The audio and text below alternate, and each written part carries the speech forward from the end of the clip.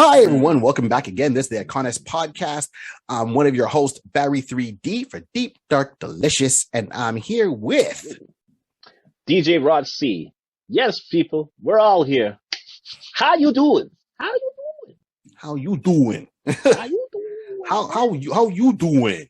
Right? I'm okay, man. How you doing, Wendy Williams? All right. I hope she's doing good. A lot of people guest starring on her show, but that's that show. This is this show. Wish her well. Mm-hmm. So once again, thank you very much for tuning in, downloading, and streaming our podcast, watching the video, however you decide to get it. And no, the Iconist Podcast is on all streaming platforms, from iTunes, Spotify, Google Podcast, iHeartRadio, and on and on and on. So you can find it anywhere you get your podcast at. And if you want to get it directly from the source, then you just go to iconist.podbean.com, right? And I said, an icon is really like icon, and is ICONIS, Iconist. Though that's where you can find us. You can see it also on YouTube. And once again, at the end of the video, you'll see there's a flow code. Use your QR scanner on your telephone. Just scan it, and you'll get all the links for everywhere you got to find the podcast, find us, and track us down. And then, like, subscribe, share, hit your notification button. So this way, when a new episode drops. But generally speaking, it drops, we drop twice a week, right? Tuesdays and Wednesdays. So Tuesday, it goes up on YouTube. Wednesday, which is brand new comic book day, so you can listen to this on your way to the comic book store. The podcast drops. Go. Yep. And you can find my individual stuff along with this on my main website, which is barry3d.com. And if you can't find it, that means you're spelling my name wrong. That it's Barry, not Barry, not Blackberry, right? Even though they owe me probably money. So it's Barry, BARRYA. So remember, BARRY 3D.com. That's my website. You can find all that. At the same time, there's other people that help out the show. So first, I want to give it up to my comedy brothers who I roll with, be it, once in every, we do 3 videos that drop, 3 to 4 videos that drop weekly with them. So that's a touch of gray matter. Once again, on YouTube, if you go down to the featured channels on our YouTube channel, you'll see the links there for them. And that is Dave Sokolowski, Zelf Ali, Thomas Patrice, and myself, Barry 3D Carter. And every week we have our own shows and do a roundtable of topics that, from serious to funny and wacky, all in between. And sometimes we're just cutting up on each other, which is a lot of fun. Think of us like, as I said, we're the Canadian version of the Plastic Cup Boys, or the Canadian version of blue collar comedy. That's what it is that we're out there doing. And we are diverse. So that's what it is. You got a brown guy, 2 black guys, and a Polish guy. Yeah. That jokes ensue because of that. So that's one aspect where you can catch us. Another website and friend things, shows, friends of the show. Look for Jimmy English with Back to the Balcony. He has his podcast doing season 2. I'm going on there once again, or I've probably already been on there and I'm waiting for the episode to actually drop. And his is streaming all over the place. You can find your podcast too. So look for the black microphone on the red background. That's his logo. Very funny. Has a different guest on each week. And they review all movies, giving a second to look. So a lot of fun to listen to. I have a lot of fun when I'm on there. Absolutely. And then there's Rat G TV with Zeus Fleming. Was a guest on that particular show. Hilarious. A lot of fun, pop culture. Nice. They do reviews of movies, talk wrestling, video games, anything. And that's pop culture related, music. They cover it all, but in such a fun way. And then, of course, not last but not least, but then there's Paul Ash. That's my homeboy, my mentor in comedy. Took me under his wing back in Montreal. And he's got a bunch of shows. So when he's not performing live, you can find him, and you can see more at paulash.com. If he's not performing live, then you can find him on YouTube when he's streaming on all, YouTube and Twitter and so forth. And he has a show called BattleCom, which is a nerd game show.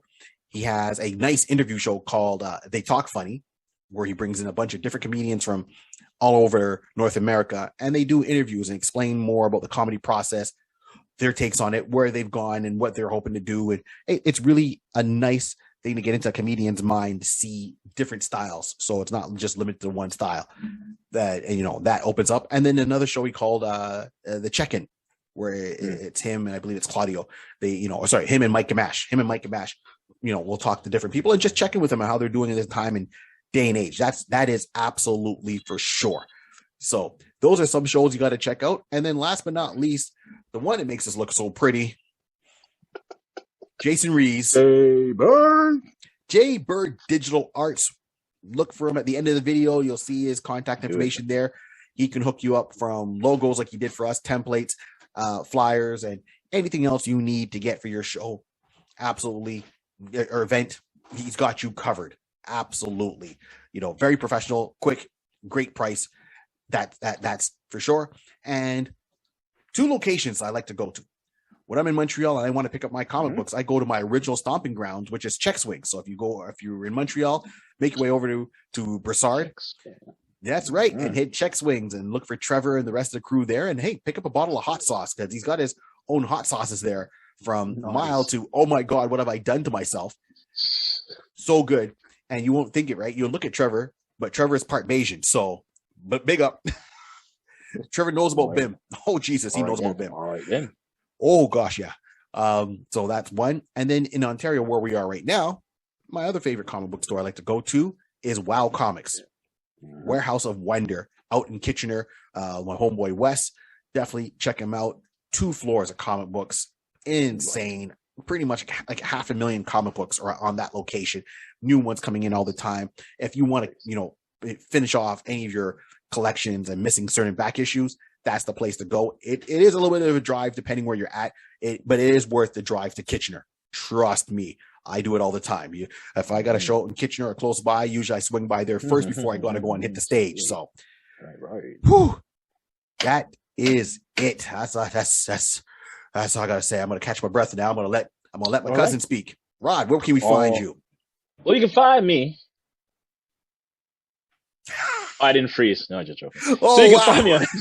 You used my own joke against me. So you can find me on Instagram at Mr. Rod C.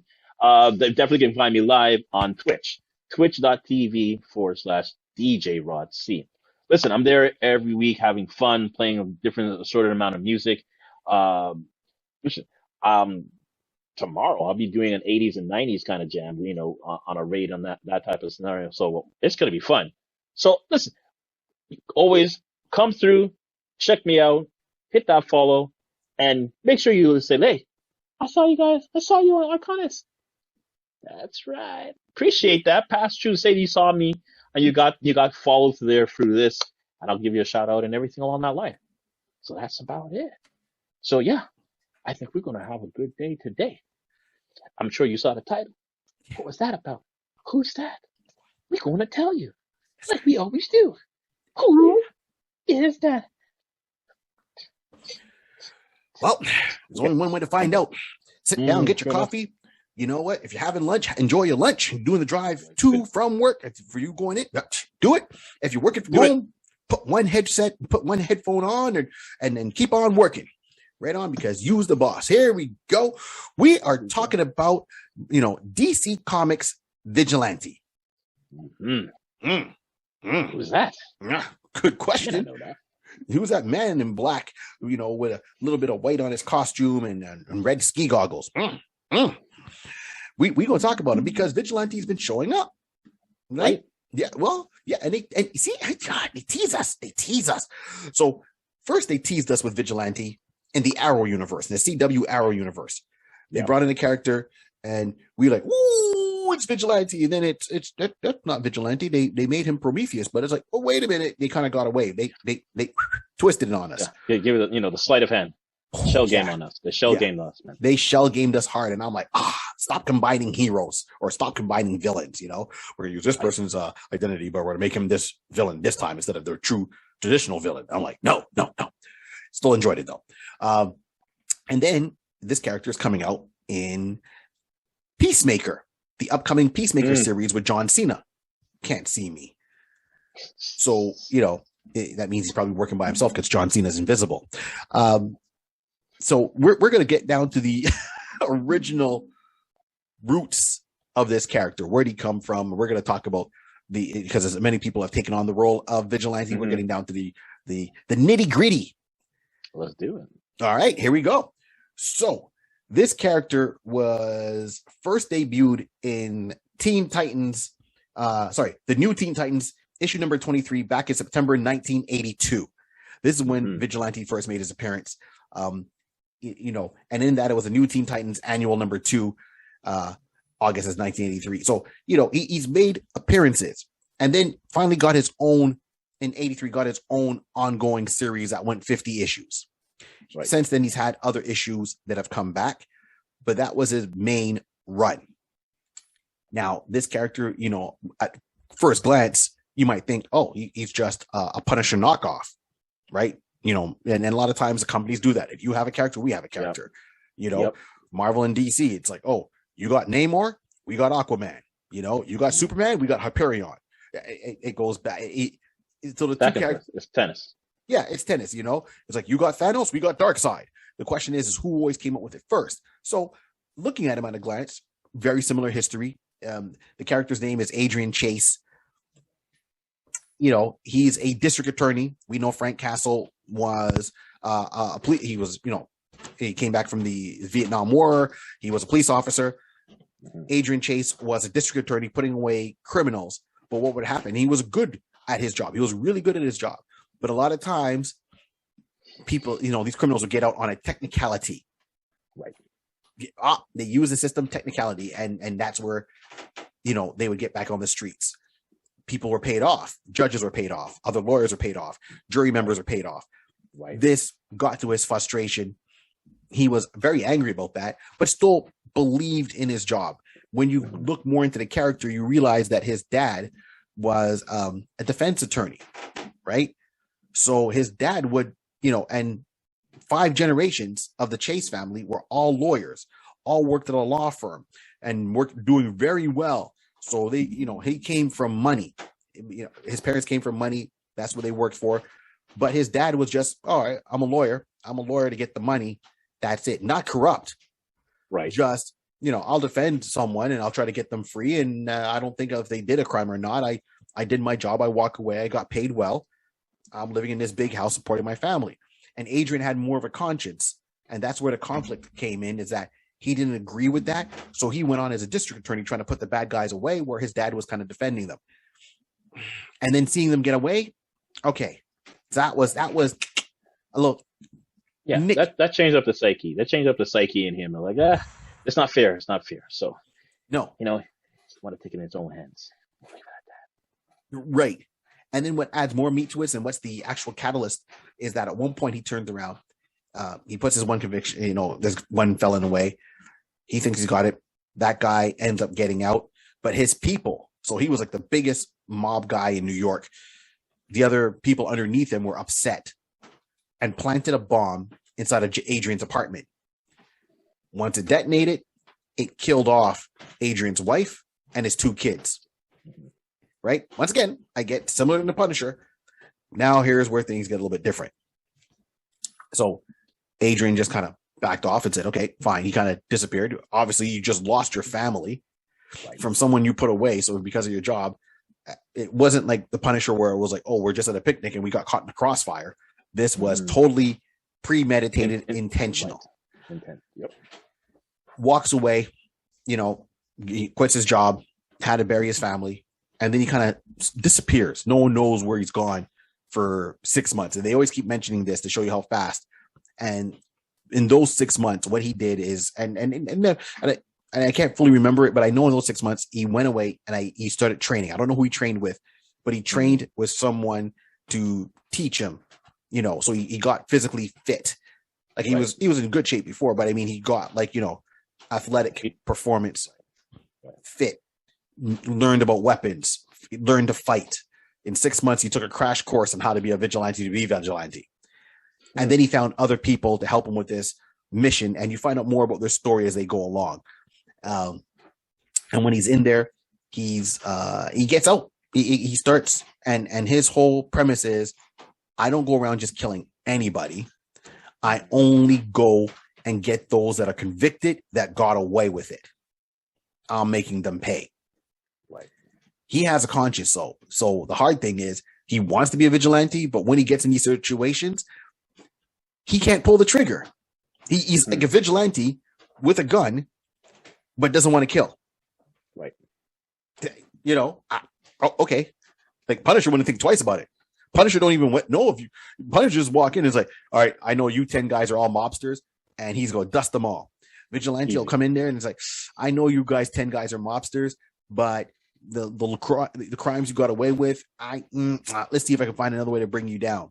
Even though he lives by the gun. So we know, to me, this story still stands true, and I'm not going to get deep about it, still stands true up to now, where we see the law system, which should be cut and dry, black and white, has a lot of shades of gray in between it, and people that should pay a higher crime or a crime don't, and those that really shouldn't do. That's as deep as I'm going to go with it. So his storyline is more a burning issue and current in the past few years than maybe the Punisher storyline.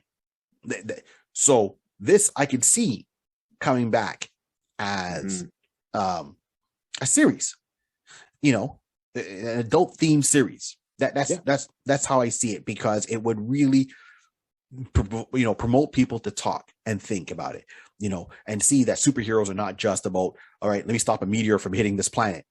There's a lot of deep real issues are happening to them, and they're basically, you start to understand that although this is a drawn character, the experience and the stuff that the issues that they're going through is very real. And it doesn't say that someone will get to that point where their psyche will kind of bend to one side of the law type of scenario, but you can you know, gravitate to that much better. There's definitely a more human response behind that. Yes. So when situations happen like this with Adrian Chase, and what's happening with his wife and his 2 kids, again, fortunately, it's a plausible story that can technically happen. You can literally, depending on where you are, depending on what city you're in, you know, we know, let's be real, we'll be very honest, and it's kind of segueing off a little bit, but you know that, you know, there are certain type of, you know, actions and stuff like that isn't happening in every city. We may not see it because we're not in that particular limelight, but him being a lawyer, an attorney in that sense, he's closer to that, and these might be, unfortunately, type of repercussions that could possibly happen. So I agree with Barry that this is a great opportunity that this particular character can come to the small screen, or it can come to, I say, like you say, it can come to a Netflix or in that regard. Yeah. But you actually have a lot of stories, as we used to say, not source material, although that was more for other stuff. There's definitely a lot of source material that you could definitely bring and make it like a Hill Street. Oh God, I just dated myself. Hill Street Blues. Wow. Yeah. I don't know where this came from. I don't know why. I'm gonna have to look off camera. Like, really? What? Street Blue? and I don't know why. I'm there thinking Law and Order, but I just went Hill Street Blues. Wow. Buddy Francis. Yeah, I don't know. I saw Ice-T and I just went Hill Street.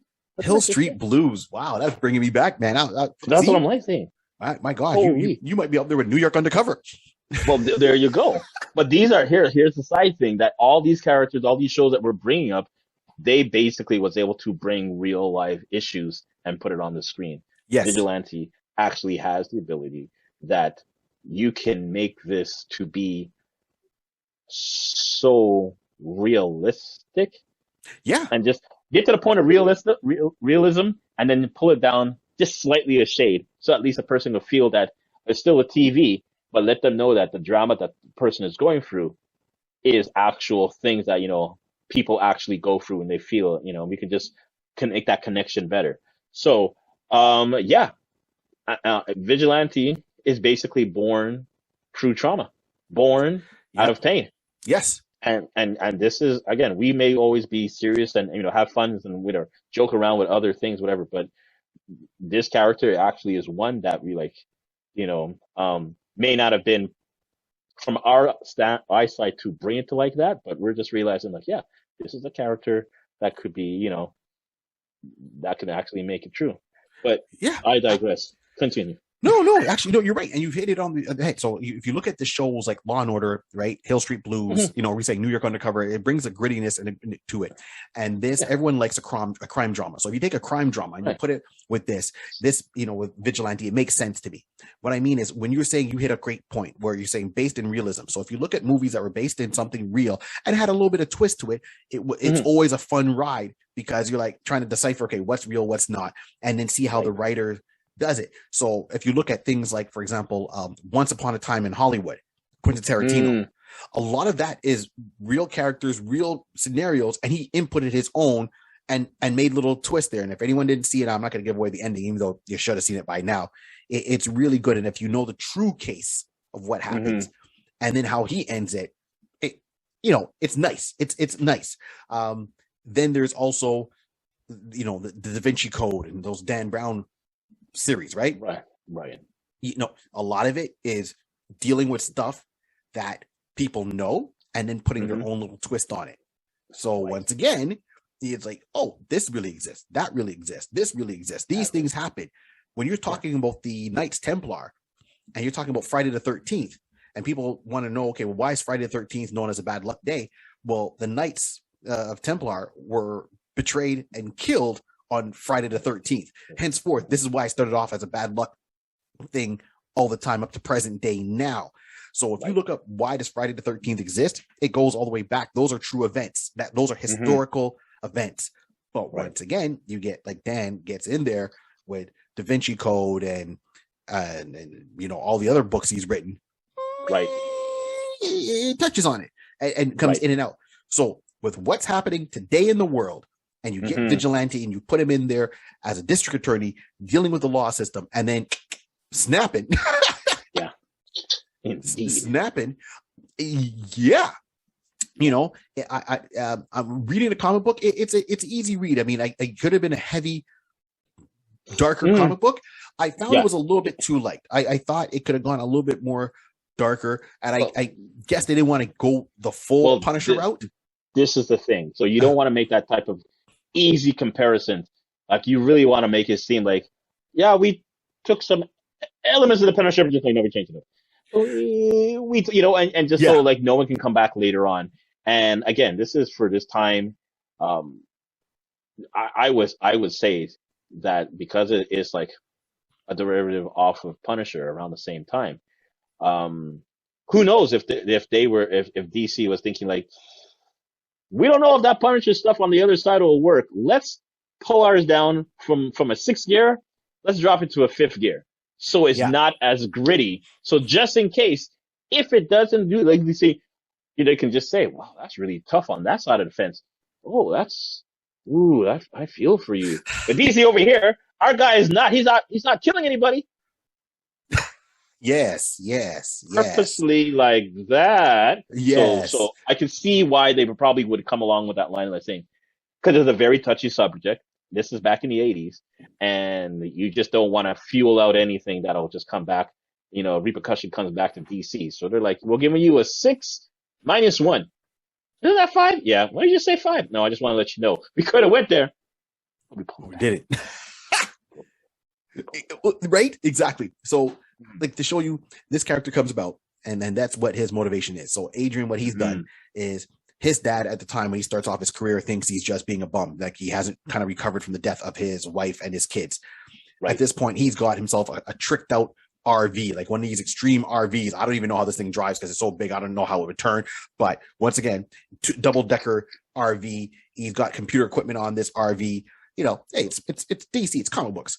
Right? And he's got 2 people that help him out. And one kind of gets information, and she gets a lot of information for him. And then he has this other guy who is a tech genius and works on weapons. So he makes him this kick-ass motorcycle that's got machine guns and it's got gyros in it, so it won't fall over when he's leaning on it, and he can jump off, and it almost drives itself. And he's running at.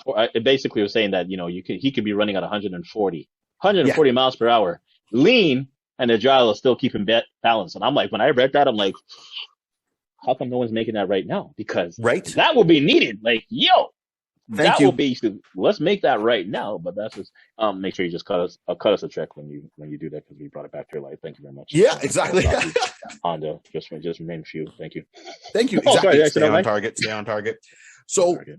right. So he's got all these things. So he took the inheritance that his mom left him because his mom passed away, and left him an inheritance. He used that money to get the training, get them people, get the RV, get all the technology, and then get the people to help him out. And they went on that crusade. And you find out that, the girl, for example, that's helping him he helped her out because she got like jumped, beaten, raped, and it was him and his wife that took care of her, brought her in, she had to have the baby. They pretty much saved her and then taught her the law, even though she never studied law herself. And then she almost works as like an information gatherer for him. And he stays on target with certain villains that he wants to fight, and people he wants to bring down the law system hasn't been able to touch. So that's his whole thing.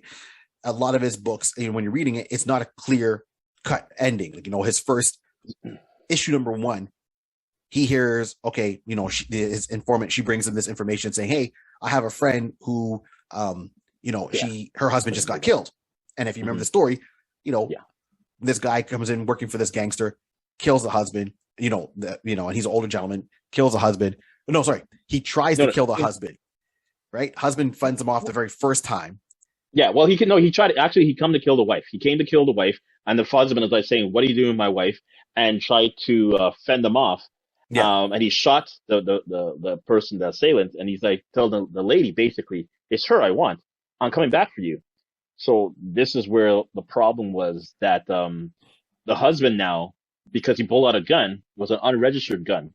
Yes. So it was an unregistered gun. So then basically, I guess by this point now, he's being proper and went to the police that came by, whatever the case, or whatever. Yeah. Went to court, and they're saying, yeah, sir. So, so because you have an unregistered gun, so we're going to put you in jail for we're going to fine you and whatever the case be for 2 years. What? But I'm a self-defense. I'm trying to save my family. Yeah. No. So that was a crazy thing. So how the gentleman died is because he knew you got bought out. Everybody here got bought out, and he just realized who bought them out and tried to approach and jump that particular house to get the big boss. Saying, because the boss, the wife is the boss's secretary. Yeah, exactly. Exactly. So the boss was doing some stuff, and he realizing, I think he knows a little bit too much. You're going to have to take out that little problem.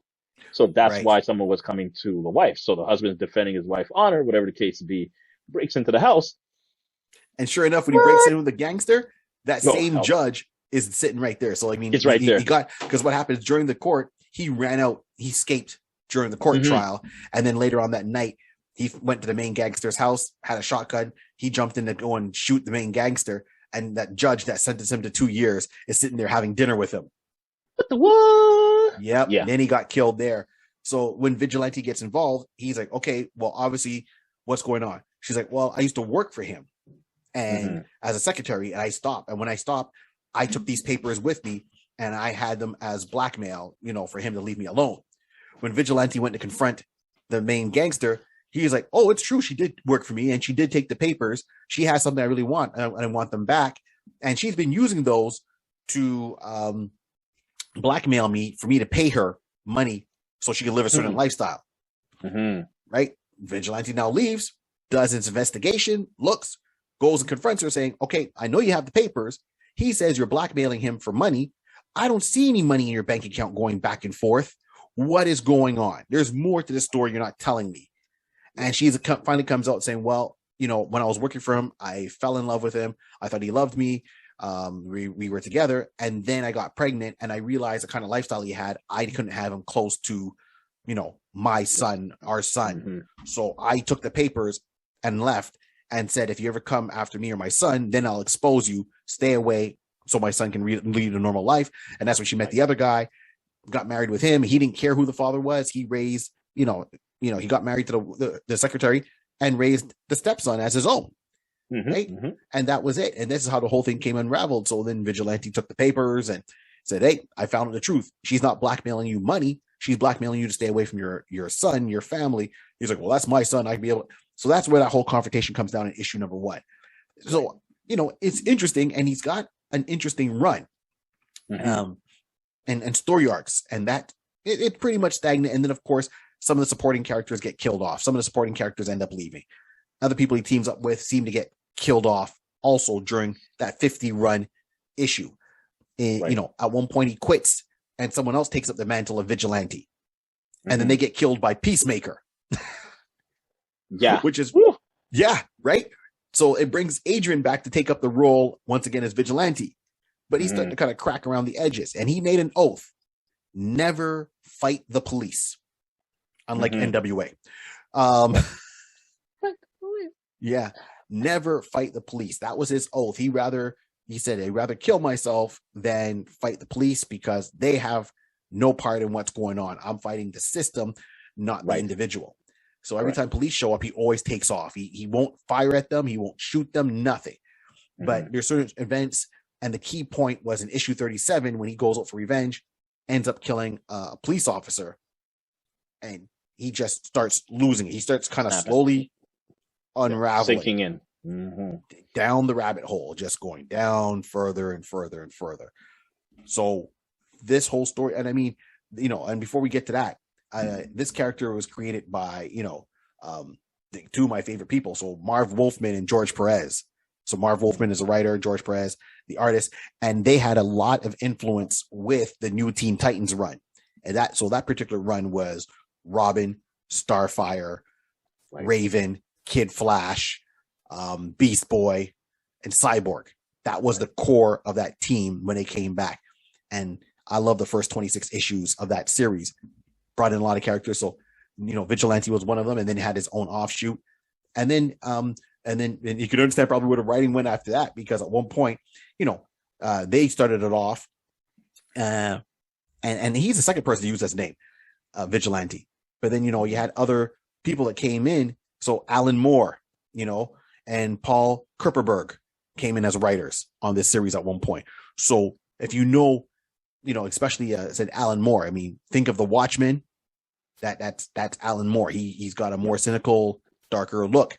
The League of Extraordinary Gentlemen, not the movie, which I enjoy, but the comic books, the volumes. So all of that comes about. So this is what brings me to the end of this particular run. So they said in issue 37 was the major turning point of this character up to issue 50.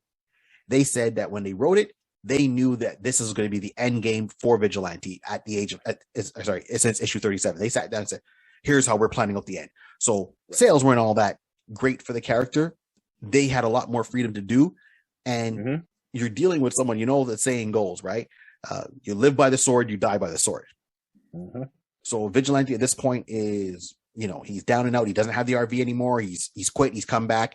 He's gotten a lot more darker. He never dealt properly with, in my opinion, the loss of his family. Right. And issue 50 at the end, he turns around. You can see the characters hit a very low moment. He walks, and it's very reminiscent of Spider-Man. When Spider-Man quits one point, he throws his costume in the garbage. Vigilante comes into the apartment. He takes off his costume. He has these red goggles as part of his costume. He crushes those in his hand, goes to the bathroom, puts down his gun, pulls out one bullet, puts a bullet in there, and he has a monologue, and he ends himself. Let's just say that. Yeah. And then he gets found by his girlfriend, who was Thorn, who ends up being one of the members of the Suicide Squad. But she comes across him, and it's not like a trick and smoke and mirror situation. It really, that's how Adrian ended his arc. So I know this is a little bit darker than what we normally like to deal with, but I just wanted to put some light on it, that the story writing was really good on it. The character can definitely fit up to now. And, and of course, in comic books, no one's gone forever. That's for sure. Right. But keep in mind now that we're going into the holiday season where people struggle in the holiday season. And on a serious note, if you know someone that's struggling, reach out to them, have patience with them, be there for them. And if you are someone that's struggling, we know that when you walk out the door, it's the mask, and underneath it's the storm. So please understand there's people out there, resources out there. There's prevention lines. Reach out to wherever you're located around the world. Call. There's no shame in calling. No matter what you might be thinking, we'd rather you hear than not. That's right. So definitely use that as it's a suicide prevention line. Reach out to them. Reach out to a friend and people out there, especially now. I mean, it's been tough. Almost 2 years with COVID and people being cooped up in their boxes of their houses or homes. Mm-hmm. This is why we do what we do, because it's a nice break. So please, honestly, get help, give help, and everyone out there, remember, everyone has something else going on. God gave you 2 years. You can use one for a friend. Okay. Listen, that's the best way. That's the best thing. Like, listen, you have 2 years. Just have conversations. You may have someone that you may who you may think that they might having some issues, and they just want someone to talk to. Just be a lending ear. Reach out to them and just say, listen, there's no this is not to dig into your business, but if you ever need, and sometimes people just need to hear that someone is willing to listen. And I think that's really one of the criteria of humanity at this time. We just think that no one wants to hear us, and you don't want to bog anybody down. But there's always a listening ear. You might have a friend who you can just confide in. But if you don't want to go to a friend, as Barry stated, there's phone numbers, there's people. Believe me, there are people who out there who have the nice, friendly voice and have the mindset to listen to you, because that's all. Sometimes people just need someone to listen to. And once they have that conversation, that person most times will feel so relieved. Something is just lifted off of them. So, like Barry said, this is a little different type of podcast that we normally do. But as you can see, it's built off this character. We like the character. We like what the character represents, in the sense that he represents real issues, real tough issues. You sometimes have characters who do things and the writers will put something in. I vaguely remember there was a time DC, and DC does this. That's what I try to remember too. DC does stuff like this. Mm-hmm. There was, this is early golden age, golden era of Green Arrow, and Speedy was on drugs and stuff like that. And, I remember coming across that and reading that. I'm like, wow, that was, even they said at that time, that was a big controversy to actually write that in the comic books and put that out there. But they want to show what's happening at the time, how, some young people who are, are going through particular struggles and, being addicted to drugs and stuff like that. So they add that in. Yeah. So I like how that was like a couple issues. And they still mention it up to now. Like Roy Harper, they still say that he's not functioning, he's a recovering addict, right? Because he knows that addiction is always there and it's something he's going to deal with his whole thing. So they always still make mention of that with Roy Harper up to now, 100%. I remember that issue where very well. Yeah. I remember that issue very well, because Green Arrow was like, someone's like, hey man, I think it was Black and Arrow. I'm not sure, and if I'm wrong, you can all correct me. But I know someone said, don't you see it? Roy is an addict. And Green Arrow's like, what are you talking about? And he was like, oh my gosh. And it just close to it. He just, he didn't catch the signs. He didn't catch the signs. So, the guilt, and how they dealt with it. I think they wrote about it really in a mature. I think they did it well. Yeah. They did it really well. Yeah, absolutely. And this is why I like Vigilante, because when a comic book does a character or does an issue for a character, a situation, realism, and they plug it in, it's going to be for a couple of episodes and so forth. Mm-hmm. This is basically like the whole series. Yeah. So it wasn't like they just kind of touched on it a little bit and just pull back out and go back to our regular scheduled programs. Yeah. Nope. This is the regular scheduled program. Yep. That someone's having particular issues, and we need to see it. The writers did a great job of putting it through their eyes so we can see and have a better understanding, because some people sometimes just may see it, they may know, but they don't know how to deal with it. So you can see where those people may be and how they're trajectory will be and where they go. If they're going down this side of the road, that side of the road, whatever the case it be. So once you now see these things in the comics, it gives you a better understanding. So if you can help somebody, you say, you know what? Real talk. You can tell your parents, comic books saved my life. Comic Yep. books is real things, and you can learn from comic books. And this is where you can probably do. Absolutely. These tales are there to teach and entertain, and so I know we've done our teaching thing. So thank you for hearing us on that, but we're going to end it off on this note. We're going to go back to our little bit of entertaining here. We'll use that as a segue. So and thank you once again. And don't forget. So that being said, Rod, if you had to turn around and cast someone to play Vigilante right now, and I think we could probably lean more, instead of a movie, a series. Once again, I know a lot of time we say series because I want to see the character develop. I want to see the character dig in there.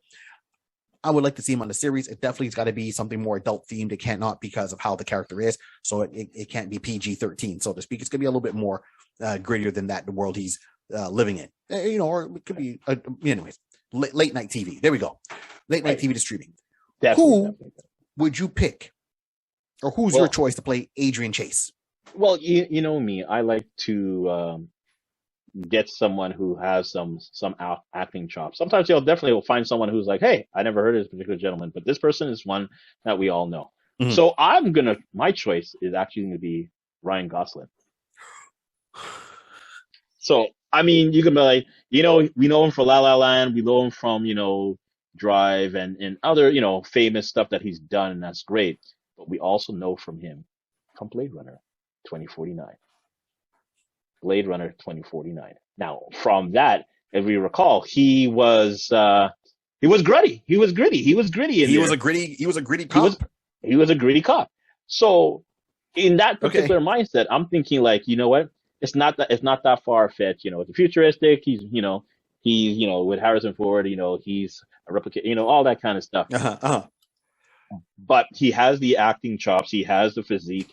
Being able to do the live action jumping and doing some fight scenes and stuff like that. I could literally see Ryan pulling that off. I can see Ryan pulling that off. Touche. All right, good. For half a second, I got worried. Half a second, I got worried. Right. So, I'll say this. Like your choice. I see where you're going with. I can see that happening. My choice, because I'm looking also a little bit more at the character, and once again, someone is acting chops, and a lot of people sleep on this particular actor. In my opinion, definitely could pull it off. He's shown it before in some of his previous work up to now. Ryan Phillippe. Hence the reason why you were worried, Ryan. Yeah, my eyes got big when you said Ryan. I'm like, oh no, we hit the same person. No, Ryan Phillippe. So if you look at Ryan Phillippe, I think it was Cruel Intentions. He also is the last project I know him attached to, and he did for a good few seasons, was Shooter, which was it was a season. So he did that show that was based off the movie with Mark Wahlberg, where he's a sniper. He was wrongly accused of being hunted. So when I look at Adrian Chase and I see physically what he looks like, and I see Ryan Phillippe, I'm like, okay, you got that blonde hair, you can do that. You've done the whole Shooter for how many seasons TV show. Yep, physically fit, doing all the jumping. The obviously you're being a sniper, and Vigilante's main thing is hand-to-hand combat and being a sniper. He's a marksman, as they say. So he's got the physique, he's got the look.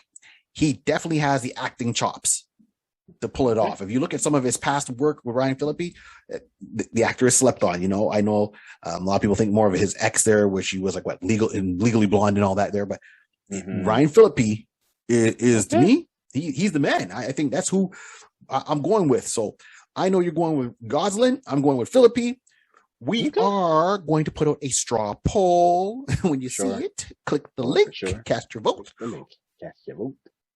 Or simply just write in your comment who you can see play Vigilante, Adrian Chase Vigilante we're talking about. I know others have taken up the role. I know it's going to be interesting to see which actor is playing him in the HBO series Peacemaker. And, time will tell when that comes out, but this will be out before that. So that's for sure. So that is that. Thank you, everyone, for tuning in to the Iconist podcast. There you go. Hope you enjoyed this as much as we do. And I said, remember, the holiday season is coming up, so we'll have an ear for someone else who might need it, and reach out. And on that note, as I always like to say, this world is created by a pencil, a piece of paper, and imagination. Keep on dreaming. Let's do it. Have yourself a good one. Yeah. Ooh, Prince. We're out.